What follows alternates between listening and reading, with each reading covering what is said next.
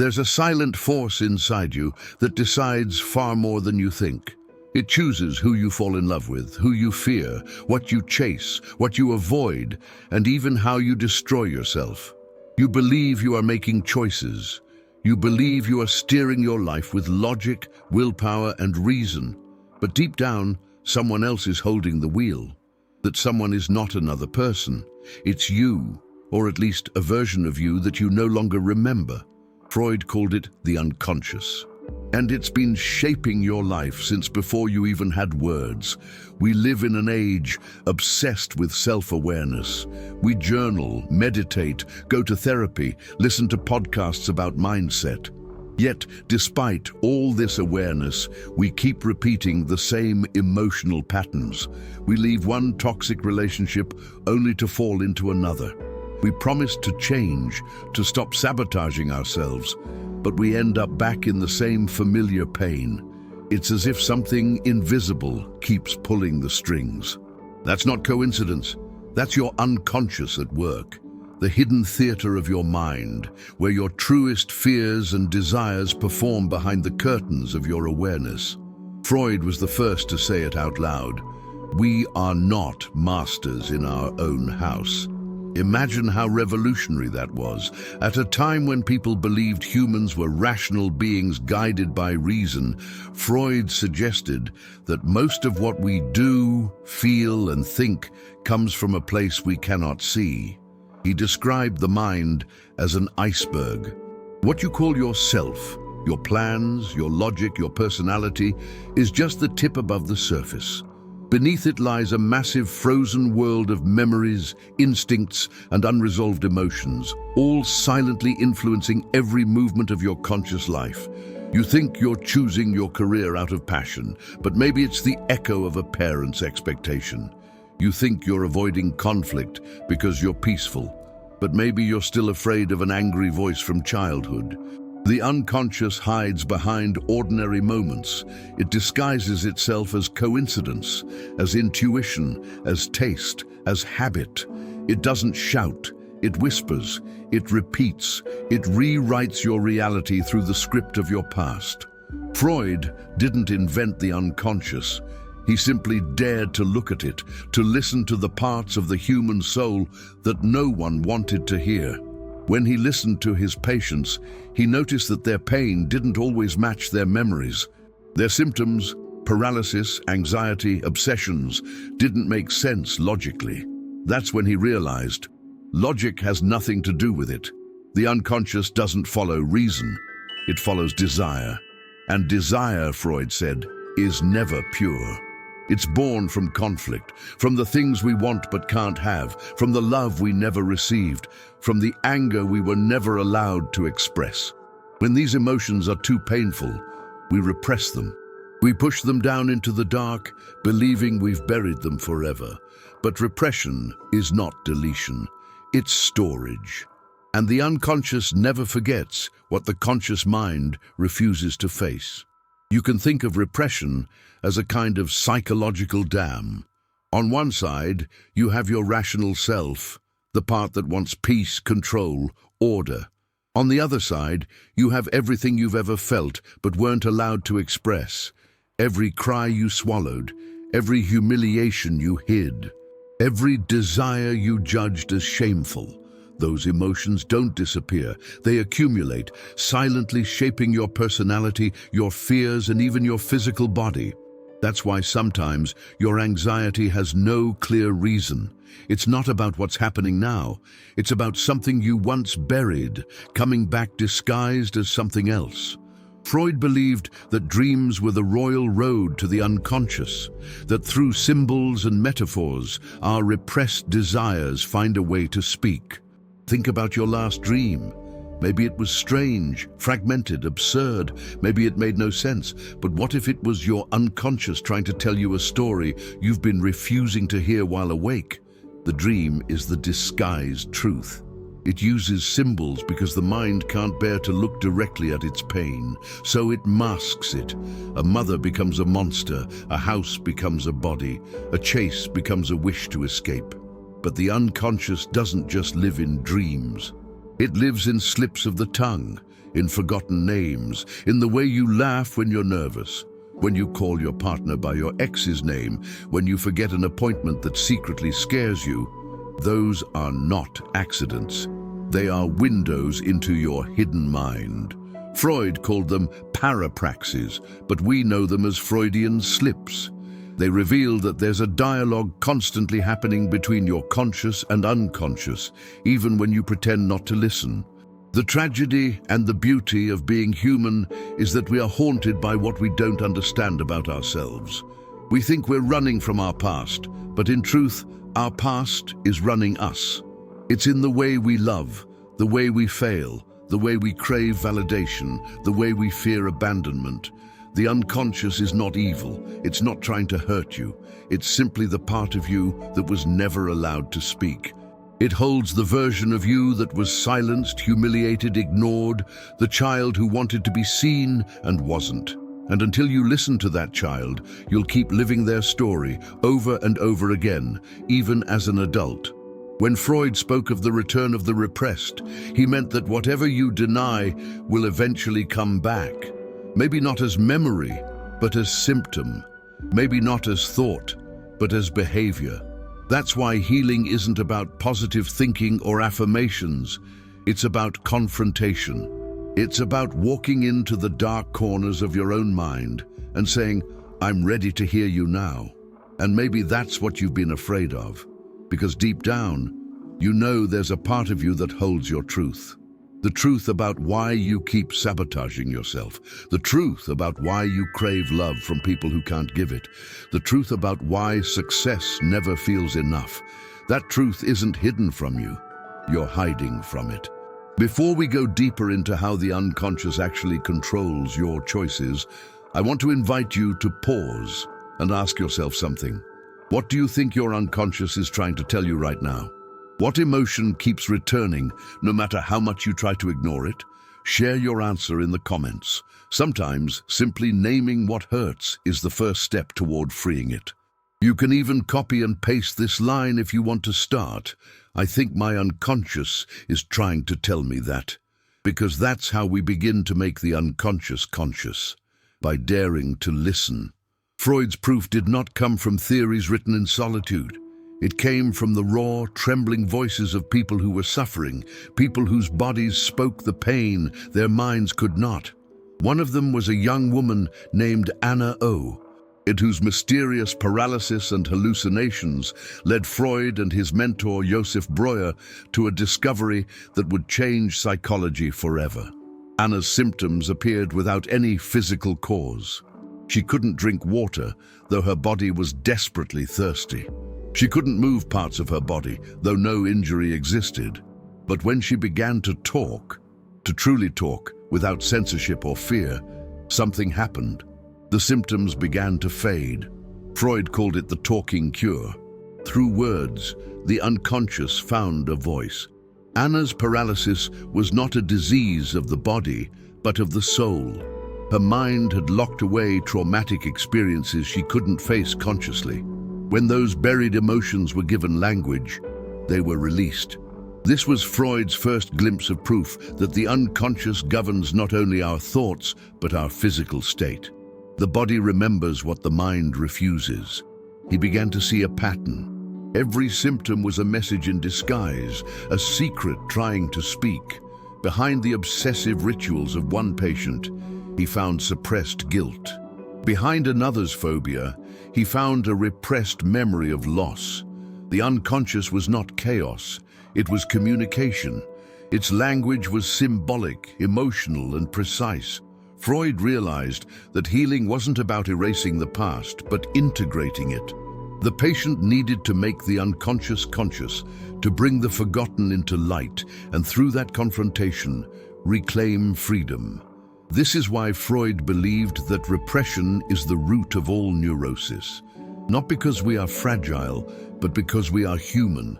Every child learns early that certain emotions are not acceptable. Anger is punished, sadness is dismissed, desire is shamed. So we build a mask, the polite, functional version of ourselves, while our true feelings retreat underground. The mask becomes the ego, the conscious self that tries to balance the demands of the outside world. But beneath it lives the id, the reservoir of instinct, desire, and chaos. And above it, watching from the shadows, is the superego, the inner judge that carries the voice of parents, teachers, society, the voice that says, "You must not." To Freud's model of the mind, id, ego, and superego was his way of mapping the constant war inside us. The id wants what it wants. The superego demands perfection, and the ego stands in between, negotiating peace. When the ego fails to balance these forces, anxiety arises. We call it stress, confusion, or fear, but it's really the sound of that inner conflict, the voice of the unconscious knocking on the door, asking to be acknowledged. Think of a moment when you wanted something deeply but felt guilty for it. That tension between desire and morality, between I want and I shouldn't, is the very fabric of the unconscious struggle. The more we deny it, the more power it gains. The more we repress, the more the unconscious finds creative ways to express itself, through dreams, slips, illnesses, or destructive choices. Freud didn't mean that we're doomed to be prisoners of our impulses. What he meant is that freedom begins with awareness. You can't control what you don't know exists. Let's bring this closer to your own life. Have you ever noticed that the people you attract repeat the same emotional patterns? Maybe you keep falling for those who are emotionally unavailable. Maybe you always end up being the caretaker, the one who gives more. On the surface, it feels like bad luck. But in the language of the unconscious, it's repetition compulsion, the tendency to recreate old emotional wounds, hoping to finally master them. You're not choosing pain consciously. You're trying to resolve something that began long ago. Freud believed we are all drawn toward what is unresolved, not because we enjoy suffering, but because we are seeking completion. He called this the return of the repressed. The past doesn't die. It disguises itself as the present. The lover who ignores you might be a mirror of the parent who once did. The fear of failure might be a shadow of a childhood humiliation. Every adult pain has a child's echo inside it. That's the power of the unconscious. It keeps repeating the same story until you recognize yourself in it. But how did Freud prove all of this? Not through laboratories or machines, but through the courage to listen. He invited people to speak freely, to say whatever came to mind, no matter how irrational, shameful, or strange. He called it free association, and through this simple act, he uncovered a map of the human soul. The more people spoke, the more he noticed patterns, recurring symbols, desires, fears. He saw how every thought led to another, like stepping stones across a river, until they reached the hidden origin of suffering. For Freud, this was not pseudoscience, it was observation. Every patient revealed that the unconscious was not just theory, but experience. He realized that people don't resist healing because they enjoy pain. They resist because their ego fears losing control. The unconscious is not easily tamed. It speaks in riddles because it knows that truth can be unbearable. But if you have the courage to stay, to listen beyond your own defenses, you'll begin to hear it whisper the secrets that explain your life. In therapy, Freud saw over and over that the moment of transformation came when a person recognized their hidden motives, when the repressed memory surfaced, when the old wound was finally named. The symptoms that once ruled their lives began to lose their power. That was the proof. The unconscious ruled the mind until it was brought into awareness. Once seen, it began to dissolve. Now pause for a moment. Can you feel how your own unconscious might be shaping your life right now? The way you react when someone criticizes you, the sudden anxiety before success, the craving for love from people who can't give it. These are not random. They're echoes of old emotional realities that still live inside you. You don't have to fight them. You only have to notice them. Awareness is the beginning of liberation.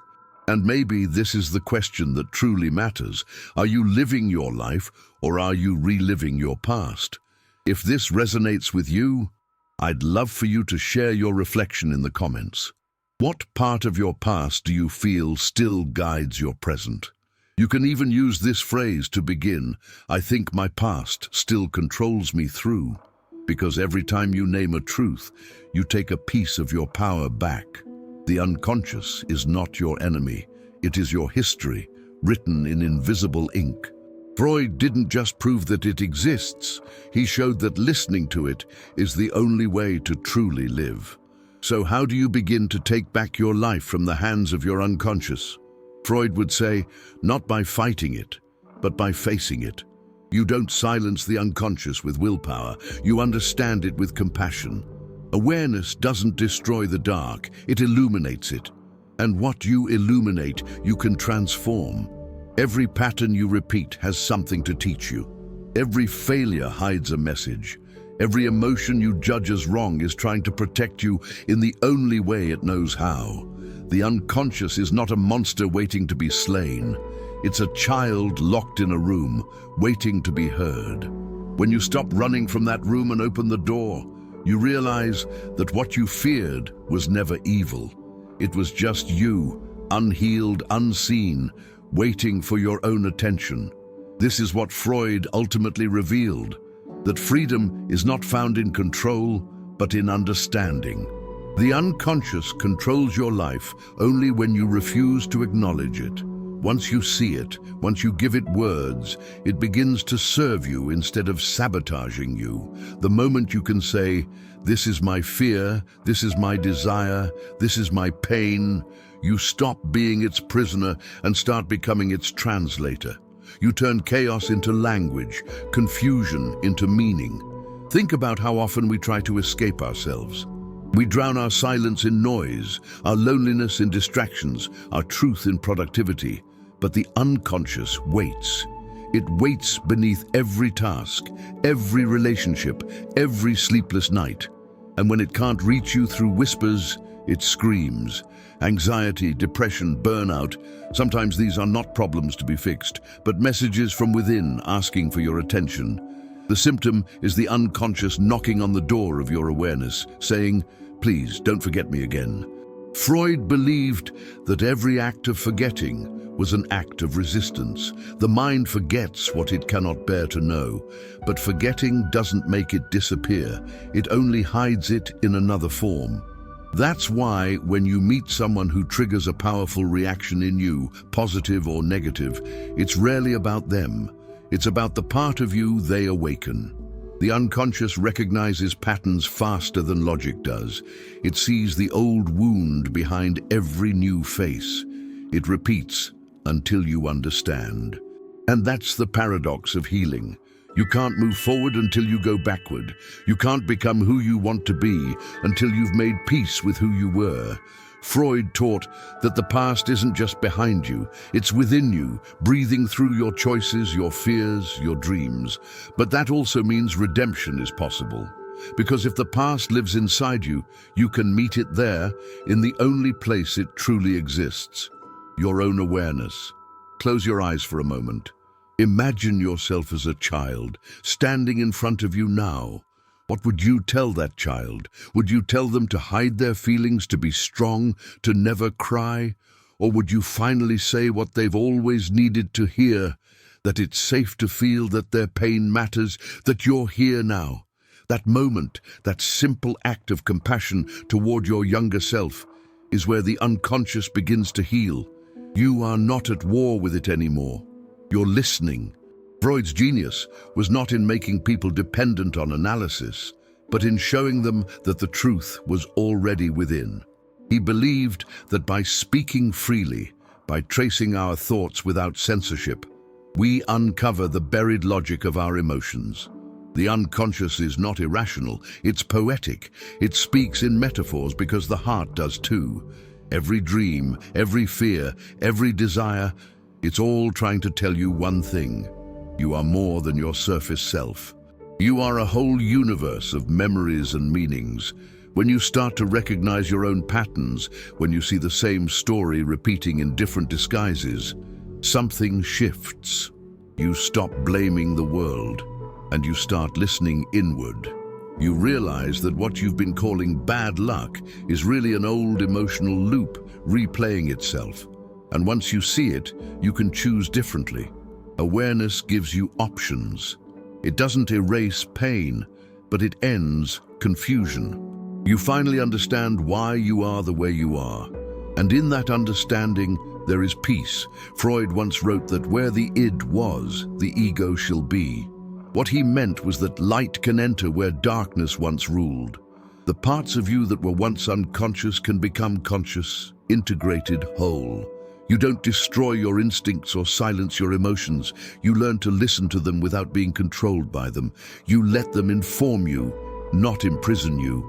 That is the essence of psychological freedom. And maybe deep down, that's what you've been searching for all along. Not perfection, not constant happiness, but wholeness. To stop splitting yourself into the good and the bad, the strong and the weak, the rational and the emotional. To finally say, I am all of this and that's okay. Because the unconscious only becomes dangerous when it's denied. When it's accepted, it becomes your greatest source of wisdom. The unconscious is not your shadow, it is your depth. It holds the roots of your creativity, your passion, your empathy. It is where your dreams are born, where your imagination lives. If you dare to look into it, you don't just find pain, you find yourself. Freud proved that we are not puppets of our hidden desires, but storytellers capable of rewriting the script once we know who the author truly is. So as you walk through your life from this moment on, try this simple practice. When you feel triggered, when an emotion surprises you, don't rush to fix it or judge it. Ask instead, what is this feeling trying to tell me about my past? Who inside me is speaking right now? If you can listen long enough, the unconscious will reveal the wisdom beneath the wound. That's when healing begins, not when the pain disappears, but when it finally makes sense. And maybe if Freud were here today, he would tell you this: the unconscious controls your life only until you choose to meet it. Once you do, it becomes your ally. You are no longer driven blindly by what you don't understand. You become the witness, the observer, the one who listens and learns. You become whole. If this journey through the hidden parts of your mind spoke to you, I invite you to stay with this channel. Here we don't run from our darkness. We explore it. We give it meaning. Subscribe if you want to keep diving into the layers of your own psyche, not out of curiosity, but out of compassion for yourself. Because the moment you start listening to your unconscious, life stops being a mystery you endure and becomes a story you can finally understand.